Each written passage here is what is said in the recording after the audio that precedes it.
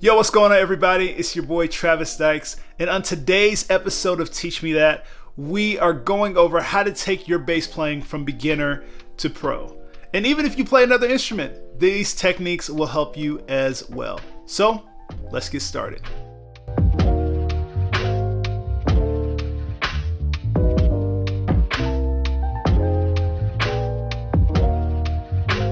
All right, so the first thing we're going to talk about is prioritizing your practicing.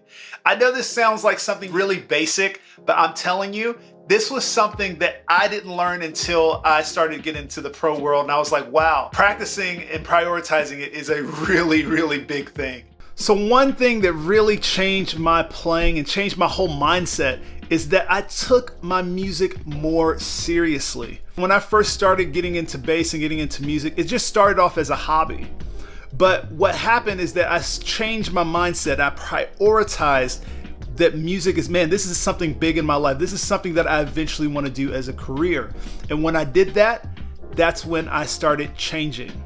And the reason why that is because when you prioritize your practicing, you grow a lot faster. One huge way that I use to prioritize my practicing is by putting it in my weekly schedule. Because not every week is the same, especially for my schedule, because I, travel and do music and things. And so what happens is that instead of like trying to say, oh, every Monday I'm going to practice, every Wednesday I'm going to practice, what I do is I just spread it out throughout the week. I may have a Wednesday available, but my Monday is like booked up. Or if I may have a Friday available, but my Thursday is booked up. So what you do is you take a little piece of time throughout the week, and I just have like, all right, I'm gonna practice 3 hours a week total. And so even if it's 10 minutes or 20 minutes here, or 30 minutes here, or an hour here, I'm getting 3 hours of practice time in every single week. All right, so the next way that you can take your bass playing up to the next level is to learn what you like. Okay, this seems like super simple, but I'm telling you, this is something that nobody really thinks about, because with the rise of social media and all these incredible players that you see all over the world, you think a lot of people are good, but there's only certain people that you really identify with as far as like, okay, man, that bass player, man, I like the way he does those licks. I like the way he feels. Because if you have like a rock background, you're gonna look at rock bass players and be like, man, that's who I want to emulate. That's kind of the style that I want to see myself playing. For me personally, I play gospel music. I love playing gospel music, but one of my favorite genres is playing pop, R&B, and soul. That's something I love. Gospel, and I love playing that, but pop, R&B, and soul are something that I'm like, man, whenever I'm like playing that, I get that creative hunger quenched a little bit, or creative thirst, quenched a little bit more, because that's what I like. And so when you find what you like, then you can start learning things and creating this whole framework for your style and your uniqueness. So a few bass players that were really influential to me and have been influential for a while are like Pino Palladino, Justin Raines, Andrew Goucher, Victor Wooten. But what this starts to show me, when I start learning lines and different things by these guys, I start to find my own sound. But it's not the same exactly one person. It has a little bit of a Justin Raines influence, a little bit of a Sheree Reed influence, a little bit of a Pino Palladino, a little bit of a James Jamerson. So you're never just learning one bass player, you're learning a bunch of bass players. And what happens when you find those bass players you like and their lines and different things they do, you start to be more unique. So in the past couple of months, I've acquired a new piece of equipment that really has helped me learn all my show me that's when it comes to learning bass lines, and also challenged me to learn all these bass lines from different bass players that have influenced me a ton. This is the Vidami YouTube Looper. So what this is a video controller that controls YouTube and 40 other learning platforms. And when I tell you this, I'm being so honest, this is a game changer. The first function is pretty simple. All you're gonna do is just hit the play button and it'll just play the video.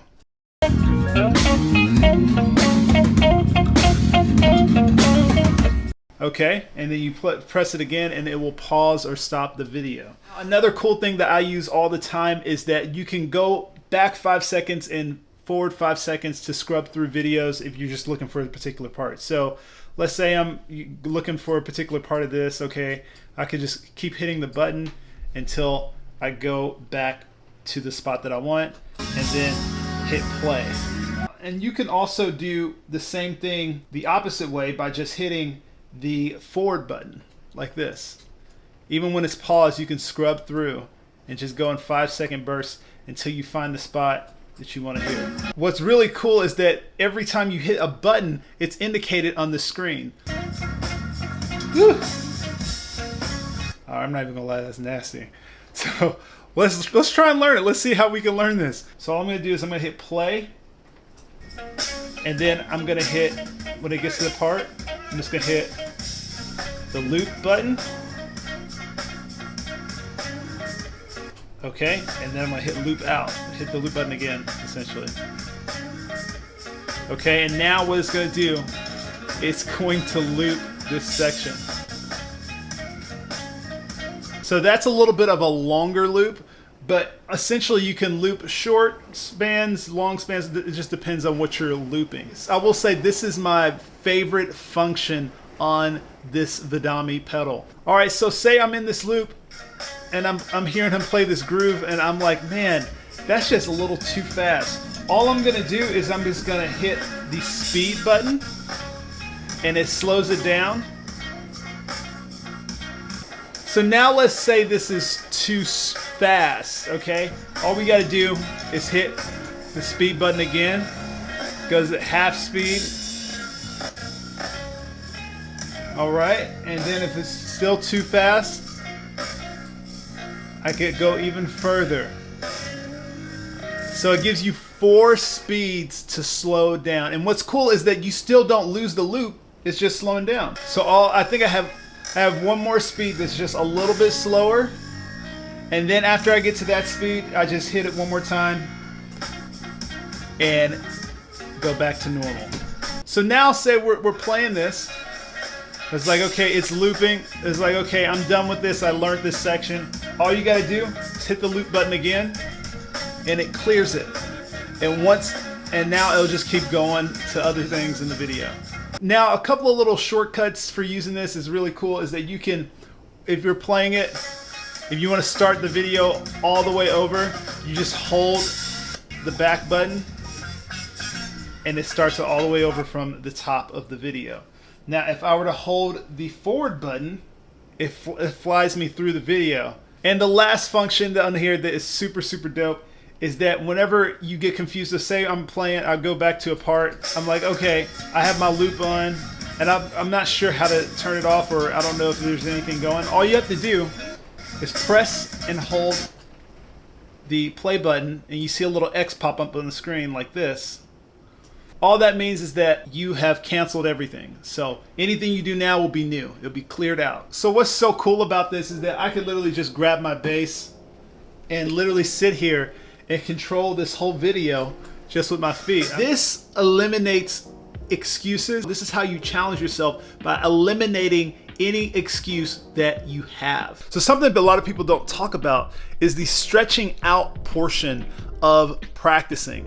Now, exercises and learning your skills are very, very vital, but when you stretch out, you actually use these techniques and exercises to come up with things creatively. So a lot of times what I do is I take a song and I try to use whatever technique I'm working on to fit in that song. So say it's a pop song and I'm working on ways to incorporate a minor 7 flat 5. I'm gonna take the minor 7 flat 5 and I'm gonna play a song that seems pretty simple, take one part of it, just loop it, and I'm just gonna sit there and try to find ways that to fit this into this type of song. So when it comes to stretching out, the reason why it's so important is because when you take a technique and apply it to a song, it changes your creativity.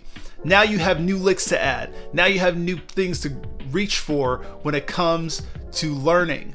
All right, so my next point is super vital, which is uninterrupted time. This is something that took me a long time to get used to because Did you take out the trash yet? This technique may be kind of hard if you have kids or, a lot of commotion at the house. But just like anything, if it's important to you, you will find a way to shape it and put it into your schedule. So one of the things that I do is I set a timer down and I go for about, however long the time is, 30 minutes, okay? And I sit there and with my phone on airplane mode, I'm not getting any text or anything, and I'm just focused in for that 30 minutes. Because if you're gonna practice 30 minutes, that's cool. But the reason why a lot of people grow faster, like over, if they're practicing a very long period of time, is because they may practice for 3 hours, but they may focus in only like an hour. And so that means that they're getting an hour of actual focused practice in. So if you are shrinking it down to 30 minutes, you have to be a lot more careful with that time. What you have to do is you have to find the times and look at your schedule and realize, okay, mornings are not gonna be good for me because I gotta get the kids up, or I've gotta, be at work at 6 a.m. So that time is already not a good time. But if you're like, okay, I have my evenings are really open, I don't really have a lot going on in the evenings, so maybe I could slip 30 minutes in every other day within a week to grow.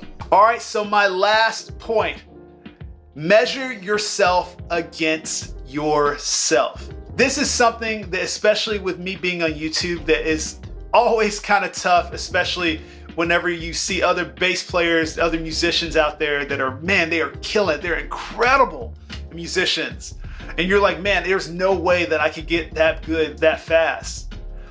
But this is the thing, is with the rise of social media and comparing ourselves, we have to be able to push ourselves without comparing ourselves. Because the way that I learn is different than the way anybody else learns. When you focus on yourself and how you learn, what makes it easier for you to understand, it helps you grow way faster. Measuring yourself against yourself is the best way of keeping a sane mind, I will say. When you start comparing yourself, you start becoming what we call complacent, and you're not moving, you're not growing. So what I always have to do all the time is I just have to measure myself against myself. So when I do that, I'm seeing what my actual growth is and not what anybody else has to influence with it. Literally what I'm doing and the time that I'm putting forth to make it happen. So at the beginning of the week, when I'm working on my schedule, one big thing that I do is I write down what I'm working on and how much time I'm working on it. And what happens is at the end of the month, I can look back over my month and be like, wow, okay, I wasn't able to get 12 hours in, but I still got 10 hours of rehearsal in, even if it was a crazy month. So that's the reason why seeing that and doing that helps you, because when I visually see that, it changes my motivation. I'm like, man, if I could do 10 hours this month, then I could probably do 13 hours next month or 15 hours the next month. So taking this and seeing it visually will help give you encouragement and motivation to keep going.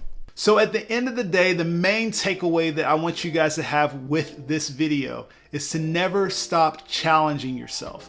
Because when you stop challenging yourself, that's when you stop growing musically, on your bass, with whatever it is, creatively, inspirationally.